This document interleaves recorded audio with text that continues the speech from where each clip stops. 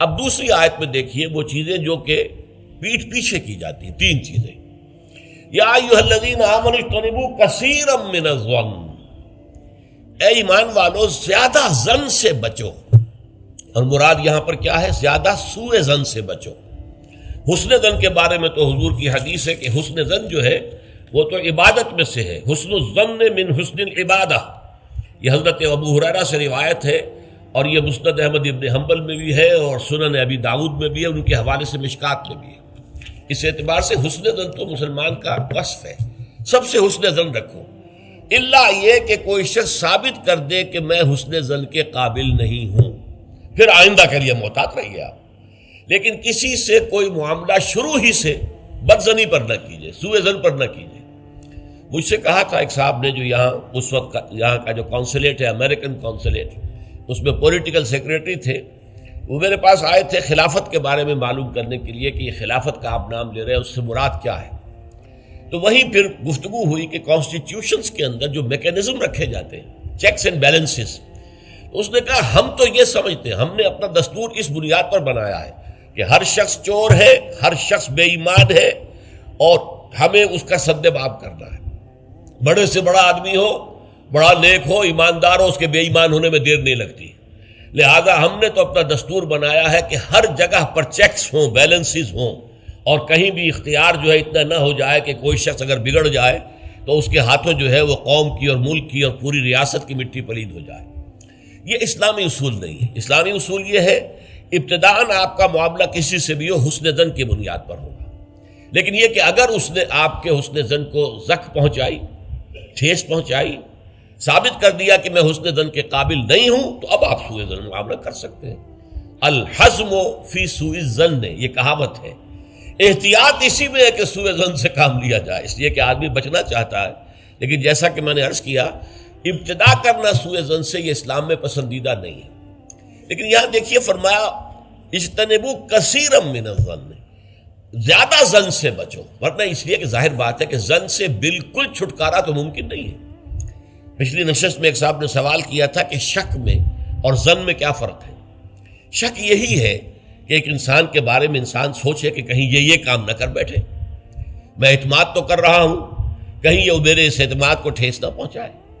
اور سوء ظن جو ہے وہ یہ ہے کہ انسان جو ہے بغیر کسی اسباب کے، بغیر کسی عوامل کے، کوئی سرکمسٹانشل ایویڈنس نہیں ہے اور خام خواہ کسی کے بارے میں برا ظن قائم کر کے بیٹھ جائے.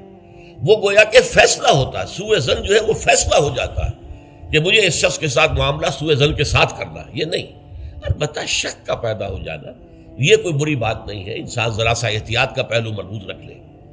تو فرمایا یا ایھا الذین آمنوا اجتنبوا کثیرا من الظن ان بعض الظن اثم، یقیناً بہت سے ظن گناہ کے درجے میں آ جاتے ہیں.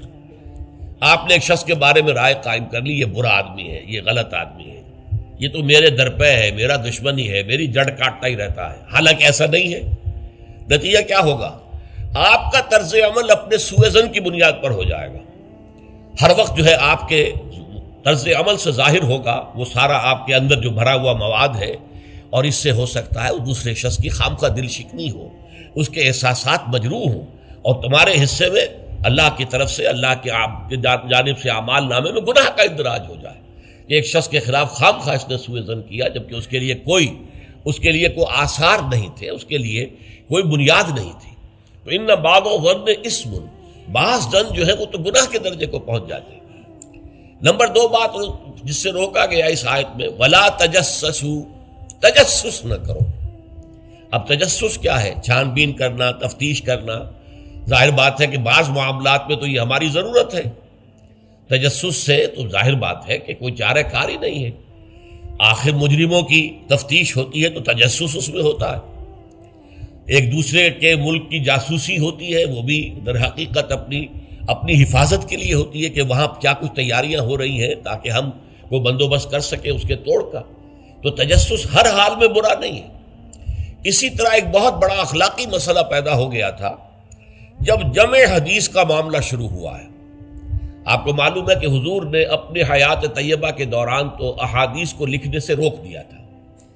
آپ کا حکم تھا لا تکتبوا عنی الا القرآن، مجھ سے کوئی شے نہ لکھو سوائے قرآن کے، اس لیے کہ اندیشہ تھا کہ گڑبڑ نہ ہو جائے کہیں. جیسے کہ آپ کو معلوم ہے کہ انجیل میں حضرت مسیح کا کلام، حضرت مسیح کی سیرت اور انجیل جو حضرت مسیح پر نازل، سب گڑبڑ ہے آپس میں. یہ بتانا مشکل ہے کہ کون سی اس میں وحی ہے، کون سا حضرت مسیح کا اپنا ذاتی کلام ہے، اور کون سی در حقیقت جو ہے اللہ تعالیٰ کی طرف سے وحی آئی ہے، اور کون سے صرف واقعات ہیں حضرت مسیح کی سیرت کے. مشکل ہے. یہی کام ہو سکتا تھا اگر ان چیزوں کو گڑبڑ کر دیا جاتا. اللہ کے فضل و کرم سے اسلام میں کیا ہوا ہے؟ قرآن علیحدہ معین، بالکل معین، پھر احادیث حضور کے اقوال و افعال کو جمع کر دیا، وہ علیحدہ معین، پھر فقہ مرتب ہوئی اور اس کو بھی ترتیب دے دی گئی، سیرت علیحدہ مرتب ہوئی. سیرت میں عام طور پر ان احادیث کو بھی قبول کر لیا گیا، روایات کو، جو زیادہ مضبوط نہیں ہے، زیادہ مستند نہیں ہے. حدیث کی کتابوں میں ان روایات کو قبول نہیں کیا گیا، کیونکہ حدیث سے احکام نکلنے ہیں، شریعت کا منبع بنے گی حدیث، لہذا یہاں جو ہے بڑی چھان بین کی ضرورت تھی. تو جب محدثین نے یہ چھان بین شروع کی راویوں کے بارے میں، فلاں شخص نے فلاں سے روایت کی، اب وہ جاتے تھے اور پتہ کرتے تھے ماحول میں اس شخص کا کردار کیسا ہے، اپنے ماحول میں اسے کیسے پہچانا جاتا ہے، ایک نیک اور شریف اور سچے انسان کی حیثیت سے یا جھوٹے اور دغاباز انسان کی حیثیت سے. اس کے لیے تفتیش کرتے تھے، کیونکہ اگر اس کا کردار اچھا نہیں ہے، اگر اس کی شہرت اچھی نہیں ہے، تو پھر ہم اس سے حدیث نہیں سنیں گے. کیا پتہ اس نے اس حدیث میں ملاوٹ کر دی ہو، کیا پتہ اس نے خود اپنی جی سے گھڑ لی ہو. تو یہ احتیاط کی گئی. اس پر بعض لوگوں نے جو درویش قسم کے تھے، نیک لوگ تھے، انہوں نے کہا یہ تم قرآن کے خلاف کر رہے ہو، لا تجسسوا. قرآن تو کہتا ہے کہ تجسس مت کرو، لوگوں کے حالات کی تفتیش و چھان بین نہ کرو. تو جواب دیا گیا نہیں، یہاں یہ در حقیقت ایک دینی ضرورت کے طور پر ہے، اور جواب بھی اسی صورت سے دیا گیا. وہ جو آیت ہم پڑھ چکے ہیں، یا ایھا الذین آمنوا ان جاءکم فاسق بنبأ فتبینوا ان تصیبوا قوما بجہالۃ فتصبحوا علی ما فعلتم نادمین. یہ آپ کو معلوم ہے کہ یہ آیت نمبر 6 ہے اسی سورہ مبارکہ کی، ہم پڑھ چکے ہیں. اہل ایمان، تمہارے پاس اگر کوئی فاسق آدمی، غیر متقی آدمی کوئی خبر لے کر آئے تو تحقیق کرو، چھان بین کرو. ایسا نہ ہو کہ تم اس کی خبر لائی ہوئی خبر پر اعتماد کر کے کوئی اقدام کر بیٹھو، کسی گروہ کے خلاف، کسی قبیلے کے خلاف جو ہے حملہ کر دو، اور پھر بعد میں تمہیں پچھتانا پڑے کہ خبر تو غلط تھی. تو اس دلیل سے پھر محدثین نے کہا یہ ہمارے لیے ایک دینی ضرورت کے طور پر کہ احادیث نبویہ سے شریعت کے احکام نکالے جائیں گے. تو ہم دیکھ لیں جو حدیث پیش کر رہا ہے اس کا کردار کیا ہے، اس کی سیرت بھی ہے کہ نہیں. اسی لیے ایک بہت بڑا علم انسانی تاریخ میں، یہ علم سوائے محمد صلی اللہ علیہ وسلم کی ذات مبارکہ کے اور کسی شخص کے بارے میں نہیں ہوا، جسے کہتے ہیں الرجال. یہ علم الرجال جو ہے کہ تمام جو صحابہ تابعین، ان کی شخصیتوں کا پورا تجزیہ یہ کر دیا گیا. یہ سارا کام اس لیے کیا گیا ہے تاکہ معلوم ہو عن فلاں عن فلاں عن فلاں عن فلاں، اس پوری چین کے اندر کہیں کوئی شخص ایسا تو نہیں ہے کہ جو قابل اعتماد نہ ہو، تو اس کی پھر وہ حدیث صحیح نہیں قرار پائے گی، وہ مستند نہیں قرار پائے گی. اسے کہیں ضعیف احادیث میں لے آئیں گے، ٹھیک ہے یہ ضعیف ہے، اور ضعیف احادیث جو ہے وہ اخلاقیات کے بیان میں استعمال ہو سکتی ہیں، لیکن ان سے کوئی شرعی حکم نہیں نکالا جا سکتا. شرعی حکم کا استنباط جو ہے وہ صحیح اور پختہ اور مستند احادیث سے ہوگا. تو یہ ہے تجسس کے بارے میں. البتہ جس چیز سے روکا گیا ہے وہ کیا ہے؟ بعض لوگوں کے مزاج ہوتے پرورٹڈ.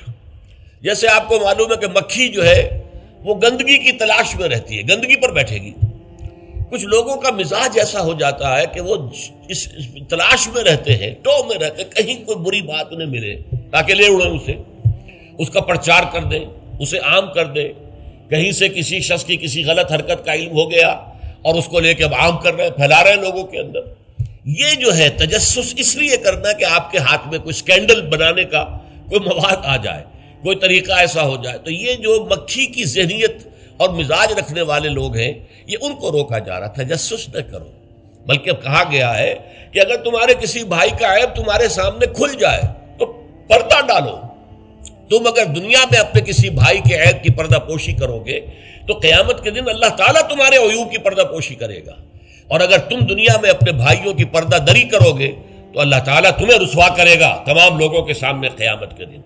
تو یہ تجسس جو ہے یہ برا ہے. بعض لوگوں کا مزاج ہوتا ہے، یہ دو بھائی جو ہیں ان میں کبھی جھگڑا نہیں ہوا، کیا بات ہے، اب وہ اندر جا کے ٹو لے رہے ہیں، کہیں سے کوئی مسئلہ نکال لیا، اس سے بھڑکایا تاکہ لڑیں آپس میں، اور پھر یہ کہ وہ بھس میں آگ لگا کے جمالو دور کھڑی تماشا دیکھ رہے ہیں کہ یہ لڑ رہے ہیں آپس میں۔ تو اس طرح کی پرورٹڈ جو ہے بس شدہ شخصیتیں ہوتی ہیں بالفعل لوگوں کے اندر، اور یہ کن میں ہوتی ہیں؟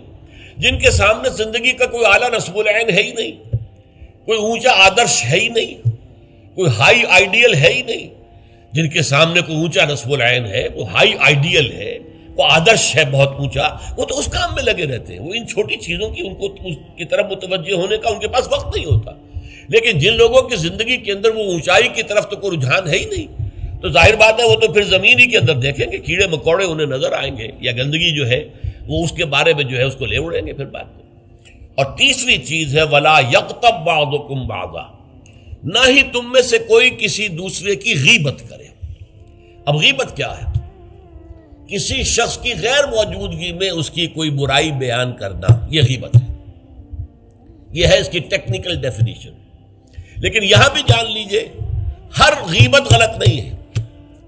بس اوقات ایسا ہوتا ہے کہ آپ کا کوئی بھائی ہے، وہ کہیں رشتہ کرنا چاہ رہا ہے، اور وہاں کے بارے میں آپ کے پاس کوئی معلومات ہیں ایسی جو اس بیچارے کے علم میں نہیں ہے، اور آپ اسے بتاتے ہیں کہ بھائی وہاں یہ معاملہ ہے، ذرا سوچ لو۔ تو اس میں در حقیقت غیبت نہیں ہے، بلکہ یہ اپنے اس بھائی کو کسی برائی سے بچانے کی کوشش ہے۔ اس میں اس کے ساتھ نصح اور خیر خواہی کا جذبہ ہے، نہ کہ ان کو بدنام کرنے کا جذبہ۔ اگر کوئی سبب ہے ہی نہیں اور آپ بیان کر رہے ہیں تو یہ غیبت ہے۔ لیکن اگر معاملہ اس طرح کا ہے تو ظاہر بات ہے اسی طریقے سے کوئی کسی قوم کے رہنما ہیں اور بڑی شخصیتیں ہیں، اب ان کے بارے میں یہ ہے کہ پبلک میں اگر آپ کو ان پر تنقید کرنی پڑے تو اس کے اندر بھی دیکھا جائے گا کہ وہاں اس کا ہونا ضروری نہیں ہے، وہ تنقید جو ہے آپ ملک اور قوم کی مصلحت میں کر رہے ہیں۔ تو گویا کہ اس طریقے سے غیبت کی ہر شکل جو ہے وہ حرام نہیں ہے۔ البتہ ایک خیال لوگوں کو بڑا غلط ہے، وہ میں ایک حدیث کے حوالے سے اس کا اطالہ کر دینا چاہتا ہوں۔ یہ حضور سے سوال کیا گیا کہ پوچھا گیا کہ غیبت کیا ہے۔ یہ حدیث ہے، مسلم شریف میں بھی ہے، ابو داؤد میں بھی ہے، ترمذی میں ہے، نسائی میں ہے، یہ حضرت ابو ہریرہ رضی اللہ تعالی عنہ سے۔ اور امام مالک نے ایسی ایک حدیث جو ہے موطا میں مطلب بن عبداللہ سے جو ہے روایت کی ہے۔ حضور سے پوچھا گیا کہ غیبت کیا ہے، آپ نے فرمایا ذکرو کا اخاک بما یکرہ، تمہارا اپنے بھائی کا تذکرہ کرنا کسی ایسے اعتبار سے جو اسے ناپسند ہو۔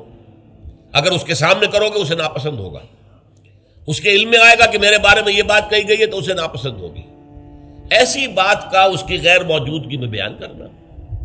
اب قیلا کہا گیا، سوال کیا گیا افرأیتا کہ حضور آپ ذرا غور کیجئے، ان کان فی اخی ما اقول، اگر میرے بھائی میں وہ شے واقعتاً موجود ہے جو میں کہہ رہا ہوں تو کیا اس صورت میں بھی غیبت ہوگی؟ قال، فرمایا حضور نے، غور سے سنیے، ان کان فیہ ما تقول فقد اغتبت ہو، اگر تو اس میں وہ برائی ہے جو تم کہہ رہے تو تم نے غیبت کی، وَإِن لَمْ يَكُنْ فِيهِ، اور اگر نہیں ہے اس میں وہ شے اور تم پھر بھی کہہ رہے ہو ما تقول فقد بہتہ، تو تم نے اس پر بہتان لگایا ہے، یہ تو دوہرا جرم ہو گیا۔ اس میں کوئی خرابی نہیں ہے، برائی نہیں ہے اور آپ بیان کر رہے ہیں تو یہ تو بہتان ہے۔ البتہ کسی میں کوئی برائی ہے، خرابی ہے، نقص ہے تو یہ در حقیقت جو ہے آپ کا اس کی غیر موجودگی میں بیان کرنا یہ غیبت ہے۔ تو اس اعتبار سے غیبت کی جو برائی ہے اس کو اچھی طرح سمجھ لیجئے، اور یہ ہمارے معاشرے کے اندر بہت پھیلی ہوئی ہے یہ شے۔ بلکہ یہ کہا جاتا ہے اور صحیح کہا جاتا ہے کہ وہ کئی کورسز کا ڈنر ہونے کے بعد جو ہے پھر جب گفتگویں ہوتی ہیں تو معلوم ہوتا ہے کہ سب سے زیادہ لذیذ ڈش جو ہے وہ ایک دوسرے کی غیبت ہے۔ اور ہوتا کیا ہے، شادی کا کہیں پر مجمع لگا ہوا ہے اور جو ہے وہ ابھی بارات نہیں آئی ہے یا کوئی اور مسئلہ ہے، بیٹھے ہوئے ہیں، تو جب 3 آدمی بیٹھے ہوں گے تو کسی اور کی غیبت کریں گے، اور جب ان میں سے ایک اٹھ کے چلا جائے گا تو اب یہ دونوں اس کی غیبت کریں گے۔ یہ ہمارے معاشرے کا عام رخ ہے، یہ ہمارا جو ہے یہ گویا کہ سب سے زیادہ ڈیلیشس ڈش جو ہے وہ غیبت ہے۔ تو اس کے لیے شدت کے ساتھ روکا گیا، اور اس کے لیے جو پھر تمثیل دی گئی ہے، اَيُحِبُّ أَحَدُكُم أَن يَأْكُلَ لَحْمَ أَخِيهِ مَيْتًا فَكَرِهْتُمُوهُ، کیا تم میں سے کوئی شخص اسے پسند کرے گا کہ وہ اپنے مردہ بھائی کا گوشت کھائے؟ تو اس پر تو تمہیں گھن آ گئی، تمہیں بہت برا لگا۔ کوئی شخص گوارا کرے گا کہ اپنے مردہ بھائی کا گوشت کھائے؟ لیکن سوچئے کہ ایسی تمثیل کیوں دی گئی؟ یہ اللہ کا کلام ہے بغیر کسی ربط کے تمثیل اور تشبیہ جو ہوتی ہے کسی ربط کی بنیاد پر ہوتی ہے نا، ورنہ تشبیہ اور تمثیل کا فائدہ کیا ہوا؟ ربط کیا ہے؟ جیسے ایک مردہ اپنے دفاع پر کے قابل نہیں ہے، آپ ادھر سے بوٹی کاٹ لیجئے، ادھر سے بوٹی کاٹ لیجئے، پڑا مردہ ہے، آپ پوری اختیار کے ساتھ جہاں سے چاہیں اس کی بوٹی اڑا لیں۔ اگر وہ زندہ ہو تو وہ ہاتھ لگانے دے گا آپ کو جسم کے اپنے کسی حصے پر۔ بعین ہی یہ معاملہ ہے، آپ کا بھائی موجود نہیں ہے اور آپ اس کی عزت پر حملہ کر رہے ہیں، مانوی شخصیت پر حملہ ہے۔ اس جسم کی نسبت مانوی شخصیت زیادہ قیمتی ہے، زیادہ اہم ہے۔ آپ اس کی مانوی شخصیت پر، اس کی عزت پر حملہ کر رہے ہیں اور وہ قادر نہیں ہے دفاع کرنے پر۔ اگر وہ ہوتا اور بات کرتے، اور یہ چیز پسندیدہ ہے، اگر آپ پبلک کے اندر اس کے منہ پر کہیے بات تو معلوم ہوگا، بلکہ اس میں جو پسندیدہ ترین بات ہے وہ یہ ہے کہ کسی بھائی کا کوئی عیب ہے، علیحدگی میں جا کر بتاؤ، بھائی تمہارے اندر مجھے یہ نقص نظر آ رہا ہے، برا نہ ماننا، میں نے تمہاری اصلاح کے لیے کہا ہے، مجھے تم سے کوئی قد نہیں ہے، دشمنی نہیں ہے۔ یہ نہایت پسندیدہ بات ہے۔ اس کو کہا گیا المسلم مرآۃ المسلم، ایک مسلمان دوسرے مسلمان کے لیے آئینے کے مانند ہے۔ جیسے آپ آئینہ دیکھتے دیکھتے رہے یہاں کوئی داغ لگا ہوا، دھبا لگا ہوا، آپ اسے دھو دیتے ہیں، ہٹا دیتے ہیں۔ اسی طریقے سے ایک مسلمان کو اپنے مسلمان بھائی کے لیے آئینے کے مانند ہونا چاہیے کہ وہ اسے اس کی خرابیوں پر، اس کی برائیوں پر مطلع کر دے، لیکن یہ اطلاع جو ہے یہ ہوگی خلوص کی بنیاد پر، خیر خواہی کی بنیاد پر، اسے ذلیل کرنے کے لیے نہیں، اسے بدنام کرنے کے لیے نہیں، بلکہ یہ کہ اس کے سامنے علیحدگی میں، تنہائی میں بات کی جا رہی ہے۔ البتہ اس کی غیر موجودگی میں بات کی جائے وہ غیبت ہے، اور وہ بالکل صحیح تمثیل ہے جو قرآن نے استعمال کی ہے، صحیح ترین تمثیل ہے۔ اَيُحِبُّ أَحَدُكُمْ أَن يَأْكُلَ لَحْمَ أَخِيهِ مَيْتًا فَكَرِهْتُمُوهُ، کیا تم میں سے کوئی شخص پسند کرے گا اپنے مردہ بھائی کا گوشت کھائے؟ بالکل اسی طریقے سے وہ تمہارا بھائی جو محفل میں نہیں ہے، وہ اپنی عزت کے دفاع پر قادر نہیں ہے۔ اگر وہ ہوتا تو کہتا بھائی آپ غلط کہہ رہے ہیں، آپ کو مغالطہ ہوا ہے، بات یوں نہیں تھی، یوں تھی، کوئی ایکسپلین کرتا، کوئی اپنا دفاع کرتا، کوئی اپنی شخصیت کا، اپنی عزت کا تحفظ کرتا، لیکن وہاں نہیں ہے وہ تو اپنے تحفظ پر قادر نہیں ہے۔ لہذا یہ غیبت در حقیقت مانوی سطح پر وہی شے ہے جو مادی سطح پر کسی مردہ بھائی کا گوشت کھانا ہے۔ فَكَرِهْتُمُوهُ، یہ تو تمہیں بہت برا لگا یہ بات۔ بلکہ اکثر لوگ کہیں گے کہ ایسی مثالیں جو ہیں، کیا ماذا اراد اللہ بہذا مسئلہ، ایسی تمثیل دینا، کہیں گدھے کی تمثیل دی گئی ہے قرآن مجید میں، وہ یہودی جن کے اوپر تورات کا تو بار تو لدا ہوا ہے، تورات پر عمل نہیں کرتے، تو ان کی مثال کیا ہے؟ کمثل الحمار یحمل اسفارا، وہ تو ایسے ہے جیسے کہ گدھا ہے، اس کی پیٹھ کے اوپر کتابوں کے انبار لگے ہوئے ہیں، گٹھری باندھ کر جو ہے مکالمات افلاطون لکھی ہوئی ہے، یا انسائکلوپیڈیا برٹانیکا کی گٹھری باندھ کے رکھ دی گئی ہے، اسے کیا فائدہ؟ اسی طرح سورہ اعراف میں کتے کی مثال دی گئی ہے، کہیں مچھر کی مثال دی گئی ہے، کہیں بکری کی مثال دی گئی ہے۔ تو مثالیں جو ہوتی ہیں وہ مانوی ربط کے اعتبار سے ہوتی ہیں، یہ نہیں دیکھا جاتا کس چیز کی مثال دی جا رہی، جس چیز کے لیے مثال دی جا رہی، مشبہ لہو اور مشبہ بہی، کس چیز کے ساتھ تشبیہ دی جا رہی ہے، کس لیے دی جا رہی۔ اَيُحِبُّ أَحَدُكُمْ أَن يَأْكُلَ لَحْمَ أَخِيهِ مَيْتًا فَكَرِهْتُمُوهُ وَاتَّقُوا اللَّهَ، اللہ کا تقوی اختیار کرو، اس لیے کہ سارے احکام کی روح جو ہے وہ تقوی ہے۔ احکام دھرے رہ جائیں گے، رکھے رہ جائیں گے، کتابوں میں لکھے رہ جائیں گے، اگر اپنے اندر تقوی نہیں ہے، برائی سے بچنے کا ارادہ نہیں ہے، اللہ کے عذاب سے بچنے کا مستقل پختہ مصمم ارادہ نہیں ہے، تو کوئی فائدہ نہیں ان چیزوں کا، بھینس کے آگے بین بجانا ہو جائے گا۔ واتقوا اللہ ان اللہ تواب الرحیم، اللہ کا تقوی اختیار کرو، اور دیکھو اللہ بہت توبہ کا قبول کرنے والا ہے اور بہت رحم فرمانے والا ہے۔ تو دیکھو اگر تمہارے سے یہ خطائیں ہو رہی ہیں، تمہاری شخصیت کے اندر اگر یہ خرابیاں ہیں، تم ان برائیوں کے عادی ہو، تو ان سے اپنے آپ کو پاک کرو، صاف کرو، توبہ کرو، اور اس میں امید دلا دی کہ اللہ تعالیٰ بہت توبہ کو قبول فرمانے والا اور رحم فرمانے والا ہے۔